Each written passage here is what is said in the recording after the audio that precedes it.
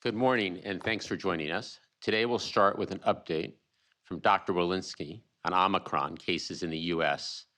and around the world. Over to you, Dr. Walensky. Good morning. Thank you, Jeff. I'd like to start by walking you through today's data. The current 7-day daily average of cases is about 117,900 cases per day. The 7-day average of hospital admissions is about 7,800 per day, an increase of about 7.7% over the prior week. And the 7-day average of daily deaths are about 1,100 per day, which is an increase of about 5% over the previous week. And of course, tragically, this week as a nation, we mark 800,000 deaths from this virus. Science is emerging about the Omicron variant with each passing day. Today, I will walk you through the most recent updates. At least 36 states and over 75 countries have reported confirmed cases caused by the Omicron variant. And yesterday, CDC released data that estimate the prevalence of the Omicron variant based on our national genomic sequencing analysis. Although the vast majority of cases continue to be Delta, representing about 96% of cases across the country, the Omicron variant is now estimated to represent about 3% of the cases in the United States. In some areas of the country, the estimates of Omicron are even higher, including in New York and New Jersey, where CDC projects that Omicron could represent about 13% of all cases. In looking at early data on transmissibility of Omicron from other countries, we expect to see the proportion of Omicron cases here in the United States continue to grow in the coming weeks. Early data suggests that Omicron is more transmissible than Delta, with a doubling time of about 2 days. What does this mean for individuals and families as we head into the winter months, a time when families may be gathering with one another over the holidays? It means that it is vital for everyone to get vaccinated and boosted if they are eligible. Given the increase in transmissibility, this also means continuing to be vigilant about masking in public indoor settings in areas of substantial or high community transmission. And as of now, this represents about 90% of all counties in the United States. Vaccination, boosting, and masking are especially critical for those who are most vulnerable, including seniors, pregnant people, and those who are immunocompromised. Tomorrow, we will release data on CDC's COVID data tracker that provide a snapshot of national and state level data on COVID-19 vaccine and booster effectiveness among residents of CMS certified long-term care facilities. The graph displayed here shows COVID-19 cases among nursing home residents by vaccination status, including individuals who are unvaccinated, represented by the top red line, those who are fully vaccinated, represented by the middle blue line, and those who have received an additional booster dose, represented by the bottom green line. As expected, nursing home residents who are unvaccinated have the highest weekly COVID-19 case rates, which increased from 3.4 to 8.8 per thousand nursing home residents between October 31st to December 5th. For those who are fully vaccinated, we are starting to see cases increase, which is likely due to the waning of vaccine protection over time. But the good news is that these data show that nursing home residents who are fully vaccinated and have received a booster dose have a 10 times lower rate of getting SARS-CoV-2 in comparison to those residents who have only received a primary vaccination series or are unvaccinated. These data also show that COVID-19 case counts are increasing among residents who are unvaccinated and those who received a primary series without a booster, while case rates are stable and low among those who received an additional or booster dose. Taken together, these data emphasize the critical importance of boosters to optimize the protection of vaccines over time, and that when boosters are used, that protection works. Throughout the pandemic, we have understood the urgent need to provide protection to our aging populations, and CDC has been actively working to equip nursing homes to best protect their residents and to encourage older Americans to get boosted. These efforts have resulted in approximately 60% of eligible seniors receiving a booster already. And while we've made good progress, we know we have more work to do. CDC is working in close partnership with states, localities, and providers across the country to expand access to boosters and to ensure that every state has access to the resources and support they need to protect those at highest risk, including residents of long-term care facilities. This includes CDC's proactive assistance to long-term care facilities that need help by matching them with a retail pharmacy through the Federal Retail Pharmacy Program to provide an on-site clinic. Thousands of facilities have already been matched through CDC or by requesting support through their state health department. Given the data presented today, we urge participation of both residents and staff in our booster program. And we are collectively working closely with states at all levels, including weekly calls with governors, state health officers, and immunization programs. Just yesterday, we celebrated the 1-year anniversary of the first COVID-19 vaccine in the United States. And now we have over 200 million Americans fully vaccinated and more than 55 million boosted. In this moment, as we continue to learn more and are guided by the evolving science, it's important to remember that we have far more tools to fight this virus than we ever did just 1 year ago. Thank you, and I'll now turn things over to Dr. Fauci. Thank you very much, Dr. Walensky. I'd like to now spend a few minutes talking about the Omicron variant in the light of the effect of boosters. If I could have the first slide. Clearly, because, first slide, please. Clearly, because we have an intense interest on the evolving scenario with Omicron, a number of studies have been done throughout the country and the world to take a look at how we might prepare in the context of vaccinations. And I'll divide it up into two components. Next slide. The first is to look at selected in vitro neutralization studies, namely the capability of vaccine-induced antibodies to neutralize the new Omicron variant. Next slide. This is data from Pfizer-BioNTech. If you look on the left-hand part of the slide, this is 21 days after the second dose of the Pfizer product. Note the purple bar in the middle on the left, which is Omicron, clearly a substantial diminution in the pseudovirus neutralization titer, which is measured on the vertical axis.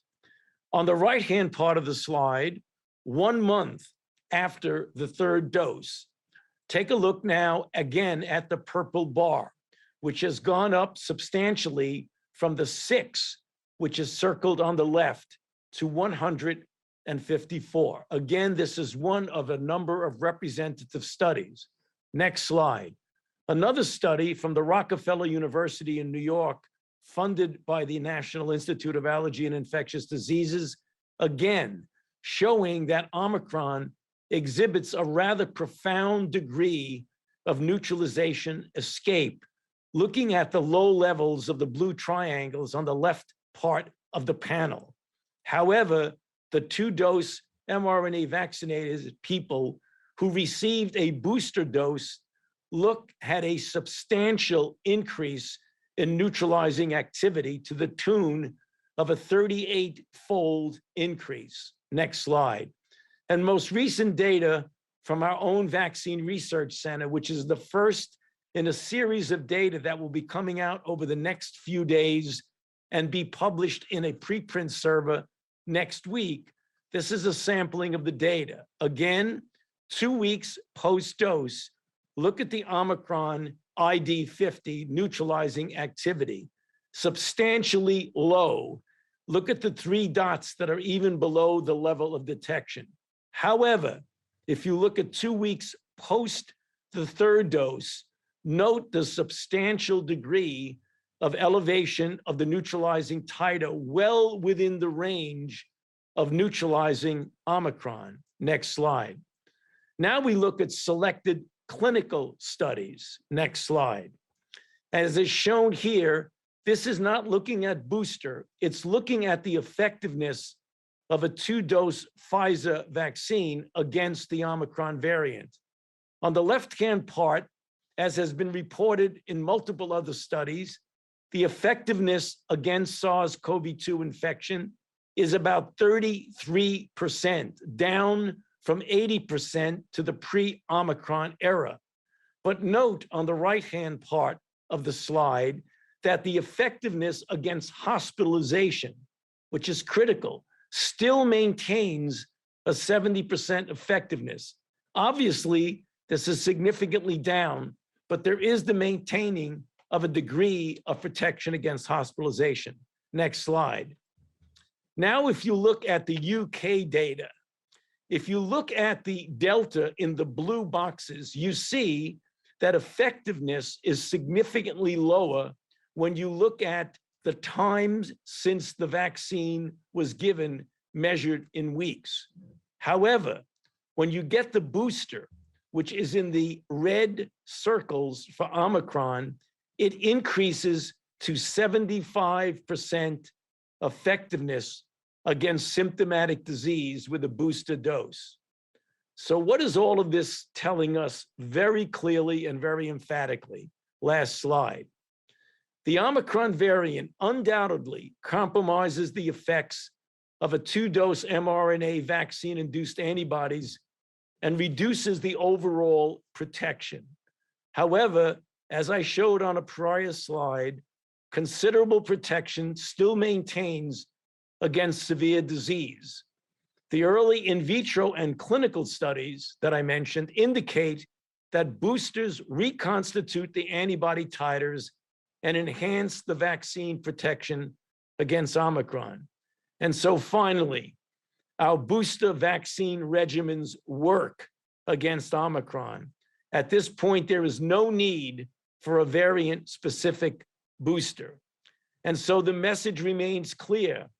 If you are unvaccinated, get vaccinated, and particularly in the arena of Omicron, if you are fully vaccinated, get your booster shot.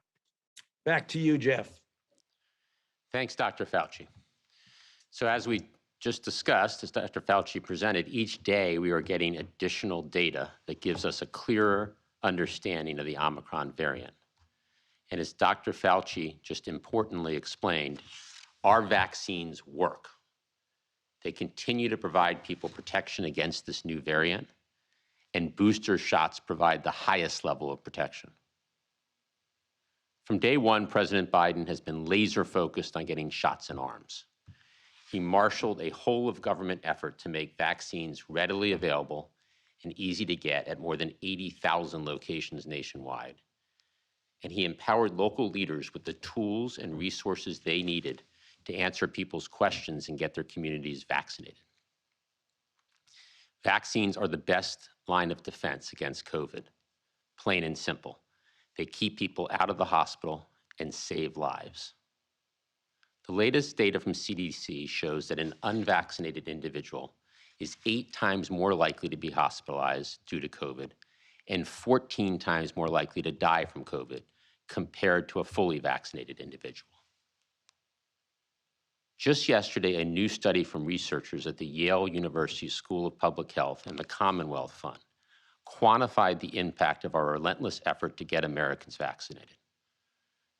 Looking at the impact on hospitalizations and death, what you see on this slide is the U.S. vaccination program has already prevented 10.3 million hospitalizations, and it has saved 1.1 million American lives. 1.1 million American lives saved. That's the power of vaccines. That's why we have worked so hard to get shots in arms. And that's why getting more Americans vaccinated and boosted is central to the president's plan to fight COVID and confront Omicron this winter. Since the president announced his winter plan on December 2nd, we've been hard at work executing, using every tool at our disposal. The president's plan is delivering significant results. 60% of all eligible seniors, including 60% of eligible long-term care residents, those most vulnerable, are now boosted. and these numbers increase each day. Overall, we're now getting booster shots to millions of Americans each week. As I said earlier, it's really important to emphasize the importance of everybody getting their booster, but particularly eligible seniors. And we're at 60%, and as Dr. Walensky said, we want that number to go up each and every day. Overall, we're now getting booster shots to millions of Americans each week. In fact, across the first 2 weeks of December, we've gotten 14 million booster shots. That's our highest ever 2-week total. So our booster program is accelerating, and our overall vaccination program is also on the increase. In the first 2 weeks of December, we've gotten 26 million total shots in arms. That's up 40% from the last 2 weeks of November. This is significant progress, putting us in a stronger position as we confront Omicron and head into winter. Let me close with the message that we want every American to hear. If you're eligible for a booster shot, it's critical that you go get boosted today. Don't wait. And please get your kids and yourself fully vaccinated if you haven't already. It's safe and effective, free and easy, and it's the best way to protect yourself, your loved ones, and your communities this holiday season and winter. With that, let's take some questions. Over to you, Kevin. Thanks, Jeff. We have time for a few questions today, so let's please keep the questions to one question. Sabrina Siddiqui at the Wall Street Journal. Hi, thank you as always for doing the briefing. So given that the Omicron variant compromises the effects of a 2-dose mRNA vaccine and reduces overall protection, I wanted to ask about those who are not eligible for boosters, namely adolescents aged 12 to 15, first started getting the vaccine in May. How confident are we, since they are not eligible for a booster, that that category of adolescents has protection against Omicron? And also, is there any cause for concern that children ages 5 to 11 who are being administered the first round of vaccines would not have sufficient protection against this new variant? Dr. Fauci. Well, it's very clear that when you look in general at a population level, that younger individuals have a much more robust immune response than adults, particularly among elderly. So the comparison there is that you would expect a rather substantial power of the immune response.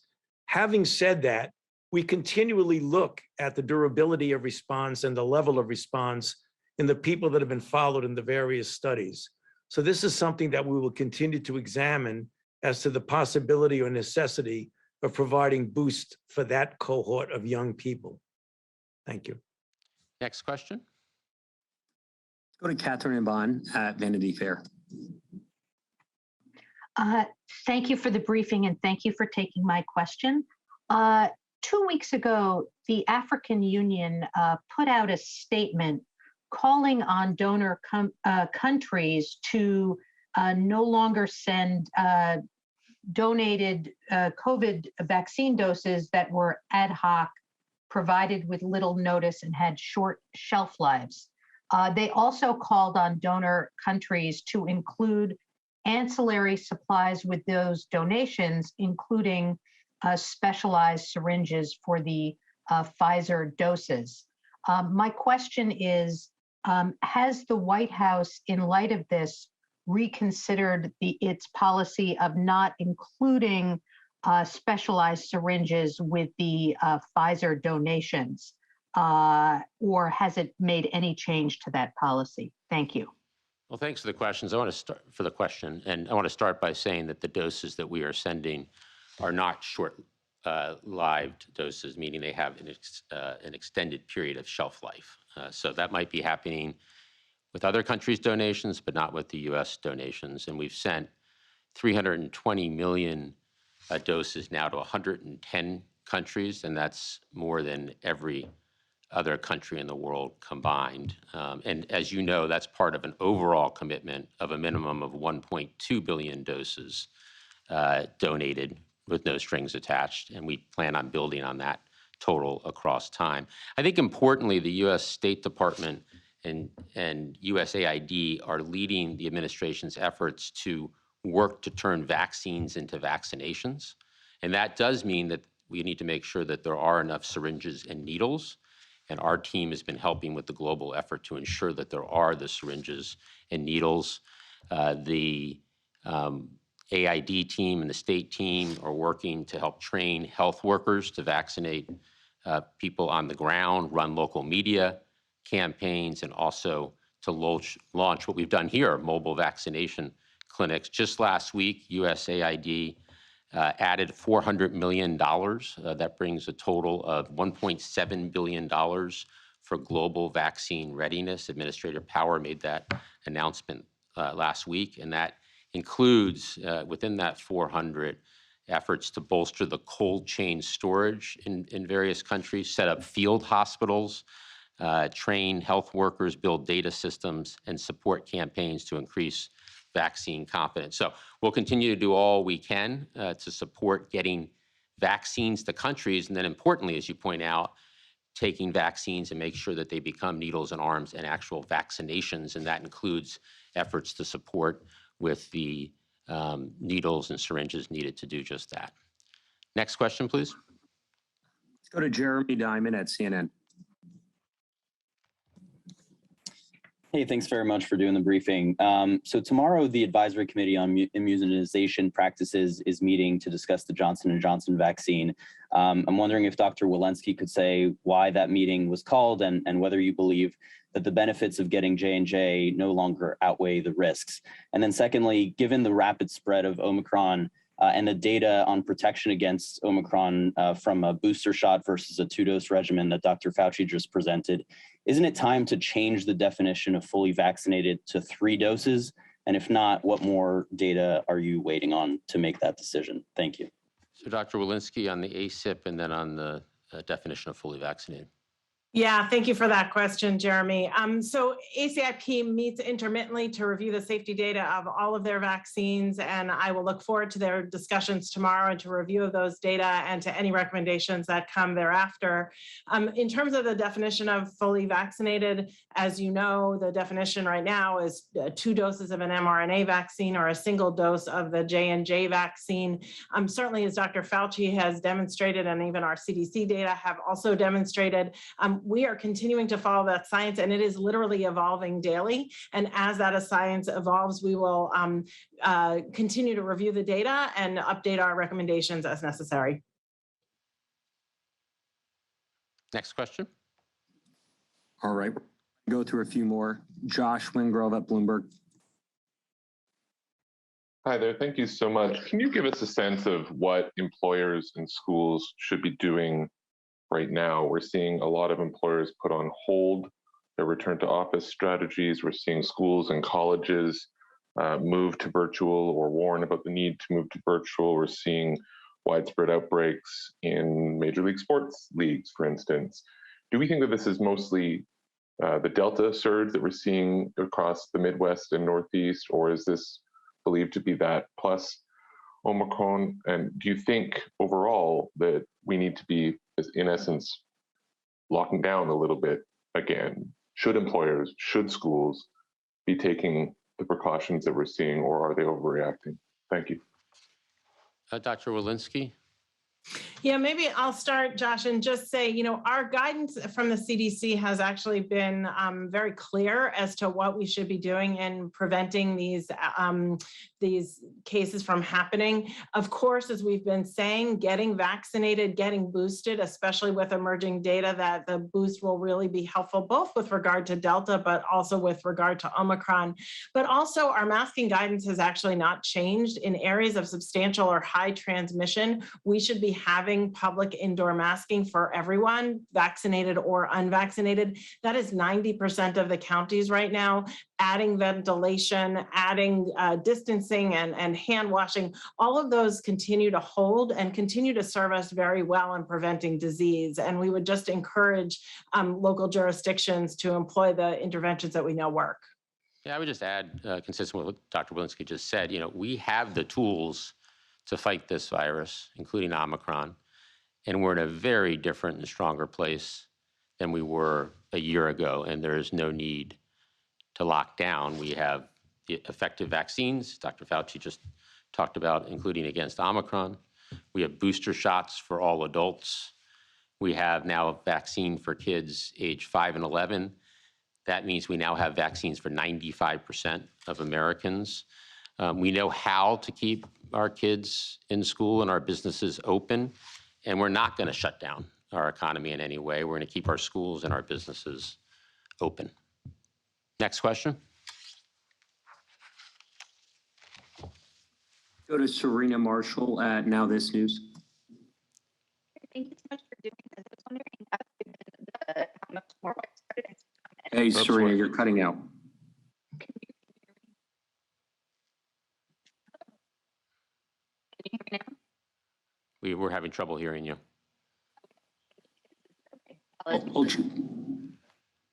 Hey, Serena, we'll just get back to you.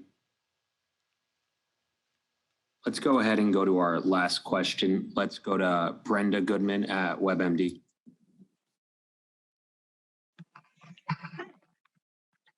Can you hear me? Can you hear me now? Yes. Americans are really tired, and there's kind of a feeling of exhaustion out there from people that I'm talking to. You know, we're heading into our third year, and Omicron is just right around the corner. And I think people are trying to read a really confusing set of tea leaves. You know, it's more transmissible. The illness it causes may be less severe, particularly if you have some kind of underlying immunity. So given all this complex stew of factors, and I know you've been looking at all of them, how worried should Americans be about Omicron, which is, you know, could be causing a surge we've heard around, you know, January or so? Dr. Fauci? Yeah, well, again, getting back to the theme that we have all been underscoring, if you are unvaccinated, you are very vulnerable, not only to the existing Delta surge that we are experiencing, but also to Omicron. And when you hear about Omicron being less severe or not, and you hear about those other things, it doesn't matter. If you are unvaccinated, you need to get vaccinated to diminish your vulnerability. And if you are vaccinated, to get boosted. It is very difficult to predict, as you say, to read the tea leaves. So if you can't read the tea leaves accurately, then do the things that we've been recommending. All of the recommendations from the CDC about prudence and wearing masks in indoor crowded places that are public settings, but also continue to understand the importance for yourselves and your families and your community of getting vaccinated. Those are the tools we have. If we didn't have these tools, I would be telling you to really, really be worried. But we have tools. So get vaccinated, get boosted, and the alleviation of the concern, even though we take all of this very seriously. Back to you, Jeff. Good. Well, thank you, everybody. We look forward to the next briefing.